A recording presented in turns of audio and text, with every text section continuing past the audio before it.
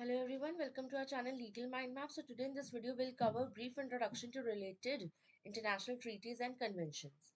And ये हमारा है द डिज़ाइन एक्ट 2000। इसमें हम ये सारी चीज़ें कवर करने वाले हैं। इंट्रोडक्शन कवर करेंगे, फीचर्स कवर करेंगे हम, राइट्स कवर करेंगे, देन कन्वेंशंस कवर करेंगे, ट्रीटीज कवर करेंगे हम, एंड एनालिसिस कवर करेंगे, कुछ एग्जांपल्स देखेंगे and case law.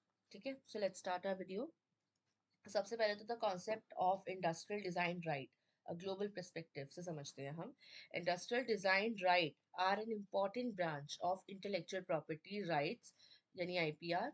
So they offer exclusivity to the visible aesthetic aspects of objects. जो हम देखते हैं उसको एक्सक्लूसिविटी प्रोवाइड कर रहा है। ये डिज़ाइन एक्ट इसलिए आया है, नॉट ओनली सिर्फ जो चीज़ें यूज़ हो रही है, इन्वेंशन जो सिर्फ काम में आ रहे हैं उन्हीं के लिए नहीं चीज़ प्रोटेक्शन मिलता है, उन चीज़ों के लिए भी मिलता है जो हमें देखने में अच्छी लगती है, या उन चीज़ों को भी तो बनाने में मेहनत लगती है, एनी काइंड ऑफ पैटर्न और design.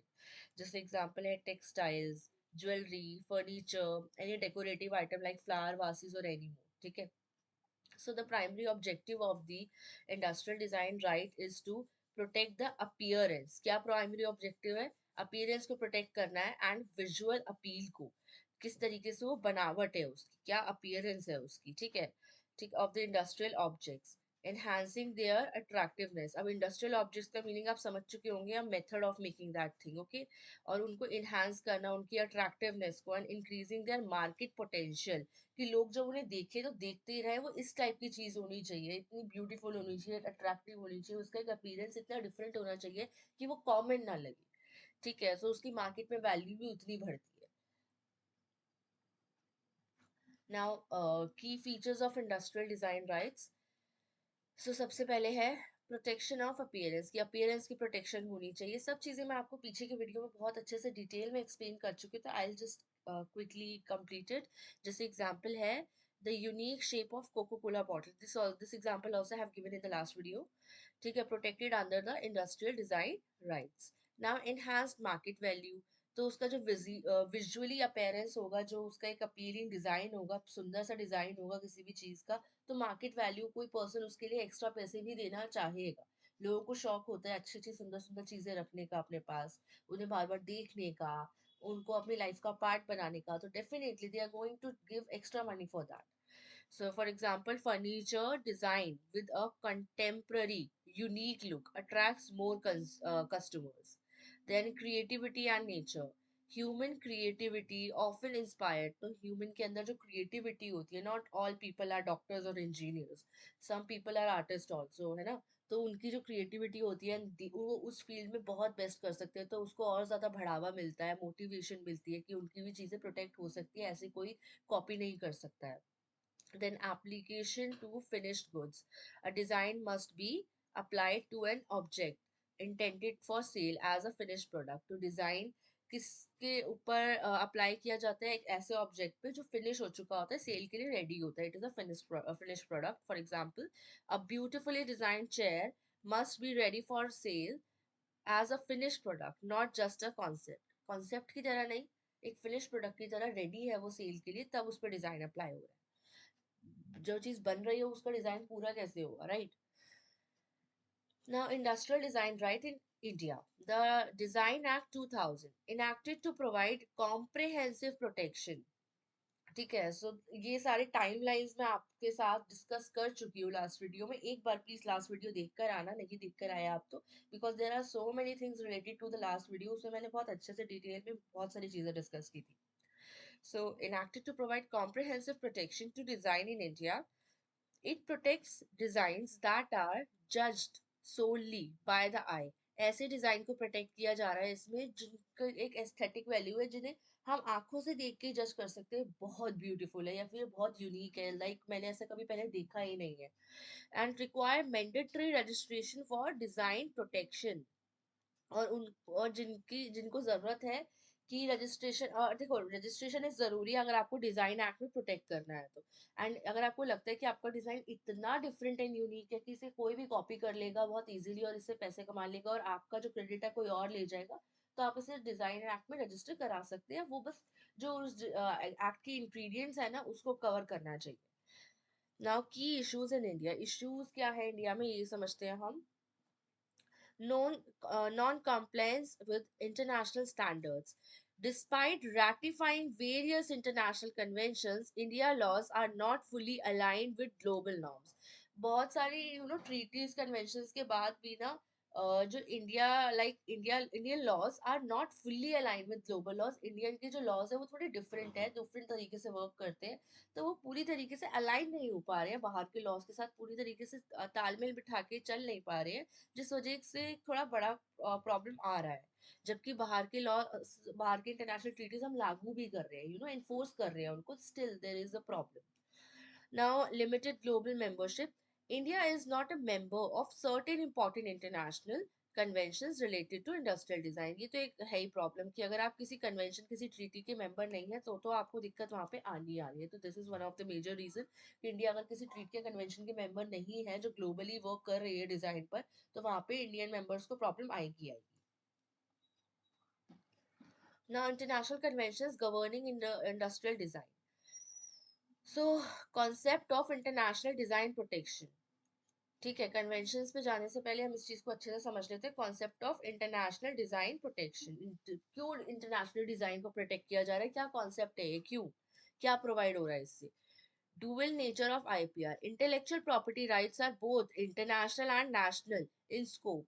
Design protection requires individual registration. Design protection क्या require कर रहा है, individual registration in each country unless covered by international treaties. अगर आपका international treaties में covered है तो आपको थोड़ा easy हो जाएगा registration में भी. आपका एक single एप्लीकेशन से सब में रजिस्टर हो जाए, या फिर आपको थोड़ा टाइम ग्रेस मिल जाए बाकी सब जगहों पर रजिस्टर करने के लिए. ऐसे अलग अलग लॉज आपके ऊपर अप्लाई हो सकते हैं. बट अगर आप किसी भी कन्वेंशन ट्रीटी का पार्ट नहीं हो, then it will be very difficult, क्योंकि आप हर कंट्री में अलग अलग जाके within the same time नहीं करा सकते रजिस्टर. तो टाइम का एक इशू रहेगा फिर आपके पास. Now, country specific design rights. A design registered in India is only protected within India unless the country is part of an international treaty like Paris Convention. अगर आप पेरिस कन्वेंशन की, आपकी कंट्री पेरिस कन्वेंशन का part नहीं है, for example India Paris convention का part नहीं है, अब है या नहीं है हम डिस्कस कर रहे हैं अभी आगे की वीडियो में, बट फॉर एग्जाम्पल इंडिया अगर कन्वेंशन पेरिस कन्वेंशन का पार्ट नहीं है, we are just taking it as an example. Okay, so अब आपका जो डिजाइन है जो आपने रजिस्टर किया वो सिर्फ इंडिया में ही रजिस्टर्ड रहेगा और इंडिया में ही प्रोटेक्टेड रहेगा. बाहर की कंट्रीज में वो अभी भी आसानी से कॉपी हो सकता है, प्रोटेक्शन नहीं मिला है उन्हें. और if it is like if your country is the part of Paris convention, then उसे बाहर की कंट्रीज में भी कहीं ना कहीं प्रोटेक्शन इजीली मिल जाएगा, और कुछ नहीं तो प्रायोरिटी तो मिल ही जाएगी. Now, artistic work and copyright laws. In some countries, industrial designs may also fall under copyright law. कुछ कंट्रीज में इंडस्ट्रियल डिजाइन जो है वो कॉपीराइट लॉ में भी फॉल करते हैं. अब कौन से डिजाइन कॉपीराइट लॉ में फॉल करते हैं और कौन से डिजाइन एक्ट में फॉल करते हैं, ये भी मैंने आपको लास्ट वीडियो में बहुत क्लैरिटी से बहुत अच्छे एग्जाम्पल के साथ एक्सप्लेन किया था. सो आपको याद होगा जरूर. Due to their artistic work. Now, lack of unified registration. Currently, there is no single application. Abhi tak to there is no single application that provides global protection for a design. Separate applications must be filed in each country. Now, key international conventions for industrial design protection. तो आते हैं अब हम international convention पे. तो Paris convention for the protection of industrial property 1883. ठीक है, सो ये बहुत ऐसी कन्वेंशन है जो अभी तक हम काफी बार सुन चुके हैं इस सब्जेक्ट में. So administered by world intellectual property, विपो. एंड ऑब्जेक्टिव इसका क्या है, to provide a standardise framework for protecting industrial property including industrial design. ठीक है, एक तरीके से स्टैंडर्डाइज फ्रेमवर्क है, इसके कुछ लॉज है, कुछ रूल्स है जिनको सभी को फॉलो करना होता है जो जो इसके मेंबर्स है. एंड वो एक स्टैंडर्ड रूल्स है जो हर कंट्री में माने जाएंगे, बने बनाए रूल्स. ठीक है, including industrial design, patents and trademark across member countries. Now, इसका की फीचर क्या है, national treatment. Designs created by a foreign national must receive the same protection. जो डिजाइन क्रिएट किया गया है ना फॉरेन नेशनल की तरफ से, वो रिसीव करना, मतलब फॉरेन नेशनल यानी दूसरी country, must receive the same protection as those created by the citizen of the member country. यानी कि अगर एक कंट्री है जिस जो पेरिस कन्वेंशन का पार्ट है और फॉरेन कंट्री है, ये कंट्री है खुद की अपनी, अब इसमें किसी को किसी ने डिजाइन को प्रोटेक्ट किया है तो, और because of the Paris convention तो फॉरेन कंट्री में भी ऑटोमेटिकली प्रोटेक्ट हो रहा है वो डिजाइन, उसे सेम तरीके का दर्जा, सेम दर्जा मिल रहा है, सेम प्रायोरिटी मिल रही है जो उसे खुद की कंट्री में मिल रही है रजिस्टर करने के बाद. Then priority rights. Designers can claim priority in a member country. Designers priority claim कर सकते हैं member country में within 6 months of filing in their home country. 6 months के अंदर अंदर अपनी home country में file करके. ये प्रायोरिटी डेट, ये सब चीजें सब एक्सप्लेन्ड है ऑलरेडी. अगर आप मेरी वीडियोस को शुरू से देखते आए होंगे, लाइक सारे ऑलमोस्ट आपने सारे अगर पेटेंट, ट्रेडमार्क, कॉपीराइट सब अगर आपने देखा होगा तो आपको अभी तक कोई दिक्कत नहीं आ रही होगी समझने में. Formation of a union. Members countries form a collective union. Members countries जो है वो form करते हैं collective union to ensure uniform protection standards, ताकि uniform protection standards बने रहे. एक जो चलता है, ठीक है, मतलब यूनिफॉर्म वे में एक प्रोटेक्शन का जो स्टैंडर्ड होता है ना, कि इतना प्रोटेक्शन मिलना ही चाहिए, इधर से कोई इस चीज को वो खराब नहीं कर सकता, डैमेज नहीं कर सकता, वो इस चीज का उल्लंघन नहीं कर सकता बेसिकली, वो चीज. Now, impact on India में, India is a signatory, provides protection to industrial designs under the Design Act 2000, ensuring compliance with the conventions requirement. यानी कि इंडिया जो है डिजाइन एक्ट के अकॉर्डिंग ही चलती है, जो भी रूल्स डिजाइन एक्ट के अंडर है इंडिया उस अकॉर्डिंग ही अप्लाई करती है रूल्स को. Now, Hodge Agreement concerning the international deposit of industrial design 1925, administered by WIPO. Now, objective, simplify the process of obtaining industrial design.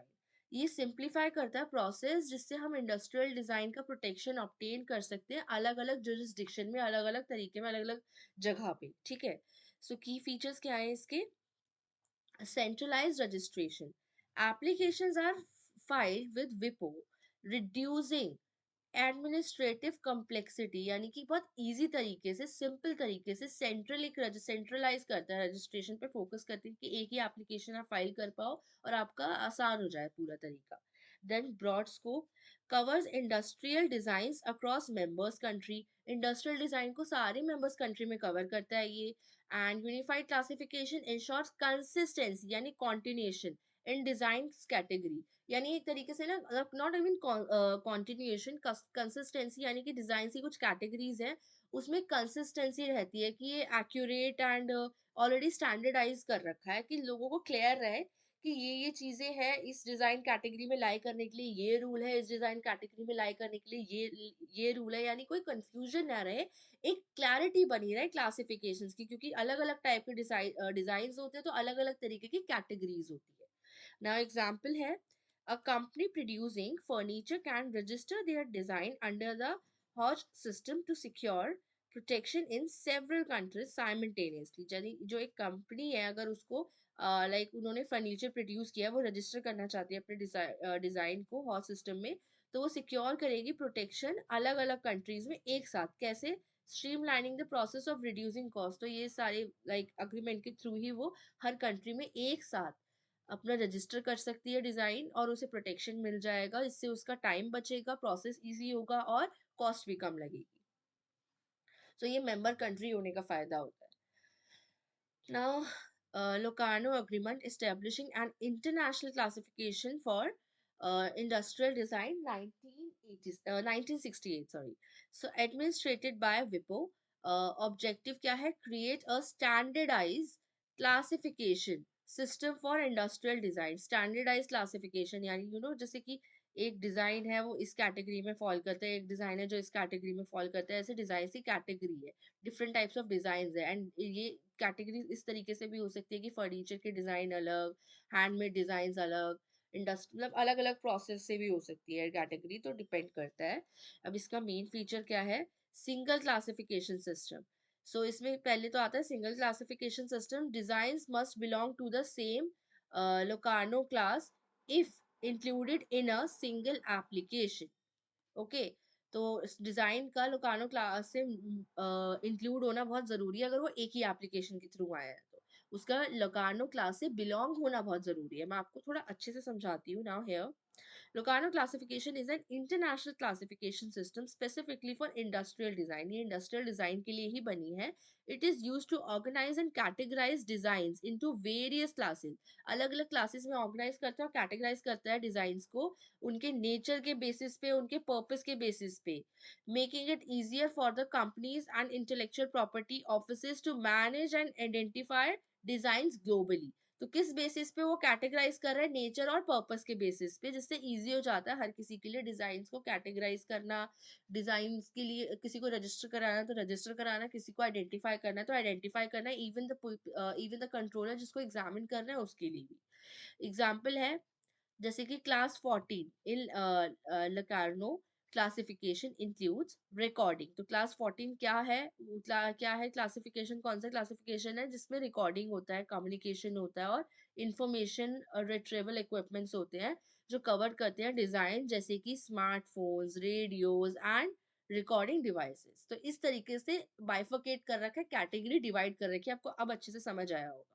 So if a company submits multiple designs, अगर एक company multiple design submit कर रही है एक smartphone के, so they must ensure all fall within class 14। तो वो ensure करेंगे कि सारे क्लास 14 में ही कवर अप हो रहे हो। क्यों? क्योंकि बिकॉज यही क्लास 14 इंक्लूड करता है कम्युनिकेशन, रिकॉर्डिंग, इन सबको लेकर।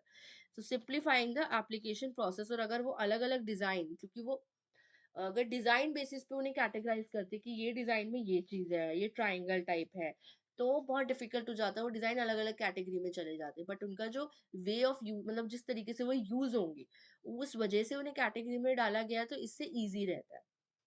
Now administrative nature. Classification does not affect the nature of protection. जो क्लासिफिकेशन है वो अफेक्ट नहीं करता है पर प्रोटेक्शन का नेचर। प्रोटेक्शन सबको जितनी मिलेगी उतनी मिलेगी। ठीक है। सो ये एक एग्जांपल था जो आई हैव डिस्कस्ड ऑलरेडी, 14 वाला, क्लास 14 वाला। Moving further, agreement on trade related aspect of intellectual property rights, TRIPS, one of the very common and important agreement, 1994, administered by WTO. Objective क्या है? Provide a uniform standard for intellectual property protection worldwide। एक uniform standard provide कर रहा है intellectual property के लिए worldwide वो भी। ठीक है, ग्लोबल एग्रीमेंट है एक तरीके का ये। सो की फीचर्स क्या है इसका? Minimum protection period. Trips mandates a minimum protection. Trips जो है एक मिनिमम प्रोटेक्शन पीरियड देता है फॉर इंडस्ट्रियल डिजाइन। फ्लेक्सिबिलिटी इसमें क्या है? Members can adopt exceptions to protection if they do not harm the legitimate interest of the design owner।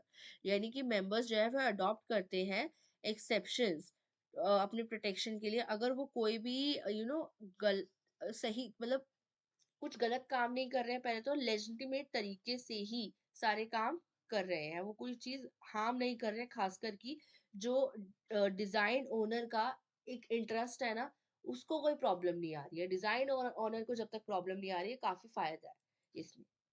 Example से समझते हैं। TRIPS allows a country to implement. TRIPS allow करती है country को implement करने को exceptions to design protection if such exception support local innovation. अब आपको एक और तरीके से इसको अच्छे से समझा देती हूँ मैं इजीली, कि जैसे कोई कंट्री है, उसको कोई ऐसी एक्सेप्शनल कंडीशन इम्पोज करनी है। ठीक है, ट्रिप्स अग्रीमेंट में नहीं है, बट उसे अपनी कंट्री के अकॉर्डिंग वो एक्सेप्शनल कंडीशन इम्पोज करनी है, तो वो कर सकती है अपनी कंट्री के अकॉर्डिंग। बस इसमें जो डिजाइन ओनर है उसके राइट को कोई हार्म नहीं होना चाहिए, उसका इंटरेस्ट हार्म नहीं होना चाहिए, उसको कोई प्रॉब्लम नहीं होनी चाहिए। जब तक उसका कोई बुरा, उसके साथ कोई एक्सप्लॉइटेशन नहीं हो रहा, तब तक द कंट्री इज करेक्ट। वो अपना एक्सेप्शनल कंडीशन अपनी कंट्री के अकॉर्डिंग इम्पोज कर सकती है, बट अगर उसके साथ गलत हो रहा है तो वहां पे वो नहीं कर पाएगी वो चीज। I think now you are clear.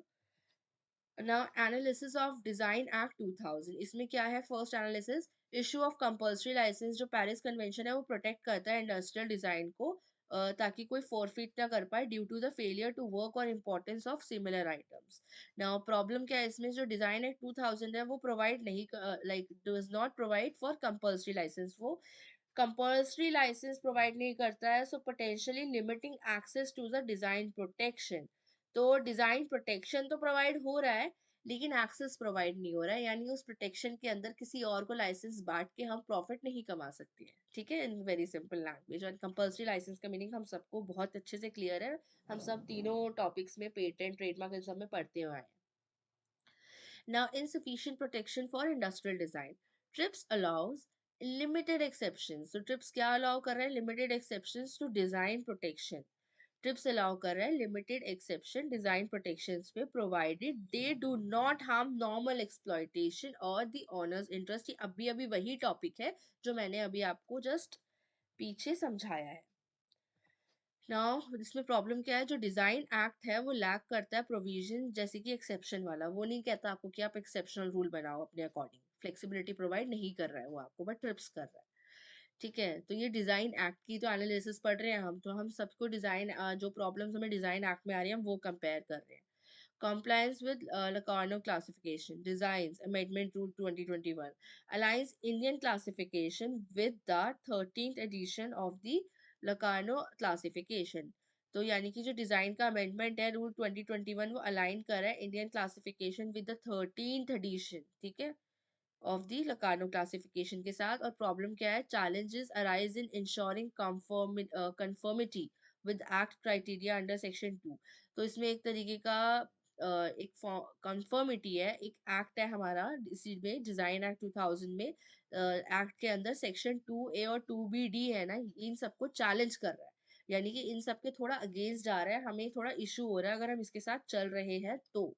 अब वो चीजें जब हम पढ़ेंगे तो we'll get to know how, but this is right now we are discussing the problem, so that is why we are discussing it like that. Now key amendments in the design amendment rule 2021 आ गया ना, अभी हमने just ये point cover किया था, क्या amendment थी, adopting of updated Locarno classification. तो क्या अडॉप्ट कर रहे हैं हम, क्या अपडेट कर रहे हैं लकानो क्लासिफिकेशन का, aligns with the latest Locarno classification 13th edition effective by January 1 2021, adding new classes and sub classes for emerging technologies. तो इसमें क्या ऐड हुआ है, न्यू क्लासेस हुई हैं ऐड, सब क्लासेस भी ऐड हुई है नई टेक्नोलॉजीज को लेकर, क्योंकि नई नई चीजें, नई नई इन्वेंशन आया तो उस अकॉर्डिंग चीजें ऐड भी होंगी, कैटेगरीज भी ऐड होंगी।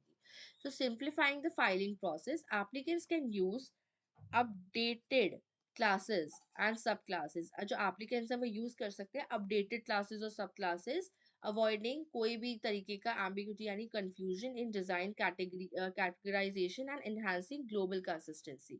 यानी कि कोई भी तरीका का कंफ्यूजन नहीं होगा, ग्लोबल कंसिस्टेंसी बनी रहेगी उतनी ही, और कैटेगरी कैटेगराइजेशन भी बहुत सॉर्टेड है, बहुत सिंपल है, इजीली आप पूरा प्रोसेस कर पाएंगे। अगर ये चेंजेस आए हैं तो इससे आपको कोई डिफिकल्टी नहीं आई है। एग्जाम्पल है, अगर एक कंपनी है, ठीक है, company designing drawn can now classify them under the newly added subclasses in the Locarno classification, ensuring accurate registration। तो अब उसके पास एक कैटेगरी आ गई है कि वो अपना ड्रोन जो है वो भी उसमें कवर करता है, मतलब कि ड्रोन को प्रोटेक्शन मिल सकती है। सो एक्यूरेट रजिस्ट्रेशन उसे मिल जाएगा उसका, ना कि कुछ छोटी पार्शियल रजिस्ट्रेशन मिलेगा। अगर वो कवर नहीं होता तो बिल्कुल नहीं मिलता, या तो या पार्शियल रजिस्ट्रेशन मतलब पार्शियल प्रोटेक्शन मिलता। बट नाउ अब कैटेगरी बन गई है तो एक्यूरेट रजिस्ट्रेशन भी हो जाएगा और उसे पूरा अपना वो मिलेगा, प्रोटेक्शन मिलेगा। Now real life examples and situational cases. Real life examples की बात करें तो a global fashion brand files a single hog application to protect its hog application to protect its clothing design in multiple countries, saving cost and administrative efforts. Now, situational example, an Indian startup develops eco-friendly packaging designs. जो Indian startup है वो develop करता है eco-friendly packaging designs. By aligning with the updated Locarno classification, they register their design globally, ensuring uniform recognition and protection. तो I hope इसे मुझे translate करने की ज़रूरत नहीं है, आपको समझ आ गया होगा, क्योंकि ये अपडेटेड कैटेगरी के साथ रजिस्टर किया गया है। ठीक है, now challenge, a company's failure to comply with the updated Locarno classification leads to rejection to their international application. तो एक कंपनी का जो फेलियर था, जो वो अपडेट हुआ था, जो क्लासिफिकेशन उसके अकॉर्डिंग वो नहीं कर पाए थे, जिसकी वजह से उनका एप्लीकेशन, इंटरनेशनल एप्लीकेशन जो था वो रिजेक्ट हो गया था, because rules have changed. So according to that, they have to do it. So proper awareness and adherence to classification updates are crucial. So when you are doing something like this, आप कोई registration कर रहे हो तो अगर कोई update आया है, कुछ भी आया है, आपको उस चीज़ का पता होना चाहिए, आप उस according अपना application form fill कीजिए. Now there is a case, Philips Electronics versus Remington Consumer Products Limited 1998. सो इसका जो कोड था वो था United Kingdom code of appeal. इसमें रेलेवेंट ट्रीटी क्या ही है, Hague agreement and Paris convention. So summary समझ लेते हैं. Philips electronics claim that their three headed rotatory shaver design was protected as a registered design under the Hodge Agreement and also benefited from the Paris convention. तो उसे Paris convention से भी as a priority benefit मिला हुआ था और हॉज convention के under वो रजिस्टर था, ये फिलिप्स का कहना था. So the court analyse whether the design had novelty. तो कोर्ट ने देखा कि क्या डिजाइन के पास नोवेल्टी है एंड ओरिजिनलिटी है under the international design law principal. तो इसमें इश्यूज क्या आए थे, whether the registered design was purely functional and aesthetic. क्या वो इतना अच्छा था कि उसको, basically the question arises here only, क्या वो इतना अच्छा था कि उसको डिजाइन एक्ट मतलब उसको प्रोटेक्शन मिलना चाहिए और उसको ये जो ट्रीटीज है इन सब का फायदा मिलना चाहिए.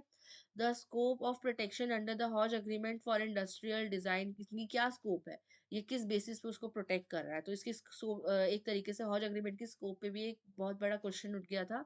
And application of priority rights under the Paris convention और फाइलिंग द मल्टीपल जुरिस्डिक्शन, ये भी इन्हें भी चेक किया गया था कि इनके अंदर भी आता है या नहीं आता. सो इसका आउटकम ये था कि जो कोर्ट थी, the court emphasized the importance of the aesthetic aspects in determining the design's eligibility for the protection under industrial design law.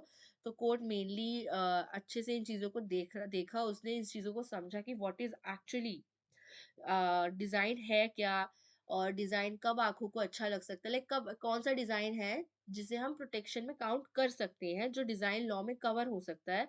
सो जो जजमेंट था वो रीइंफोर्स हुआ that protection under treaty like Hague agreement and Paris convention requires compliance with both international standards and national law.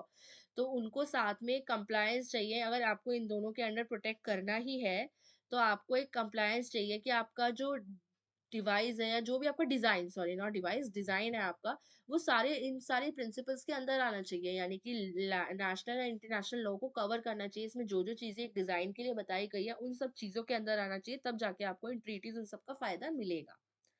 ठीक है. So this case highlights the interaction between international treaty and the national industrial design law. तो यही तो court ने कहा, international treaties का फायदा कब मिलेगा, जब आप नेशनल एंड इंटरनेशनल लॉज के अकॉर्डिंग आपका डिजाइन उन पे खरा उतरेगा, उनके प्रिंसिपल्स को मानेगा और लगेगा कि हाँ ये जेन्युइनली ऐसा डिजाइन है जिसे प्रोटेक्ट किया जा सकता है. Emphasising the importance of novelty. तो क्या इंपॉर्टेंस है, novelty, originality and aesthetic value is very important in design protection. ठीक है. सो ये सारी चीजों पे अगर वो खरा उतरता है तो डेफिनेटली उसको इन दोनों चीजों का फायदा मिलेगा, अदरवाइज उसे नहीं मिलेगा. So that's it in this video. I hope आपको सब चीजें क्लियर हुई होंगी. With examples I have explained you everything. फिर भी कोई भी इशू होता है तो आप कमेंट बॉक्स में हमें बता सकते हैं. And don't forget to like, share and subscribe. Thank you.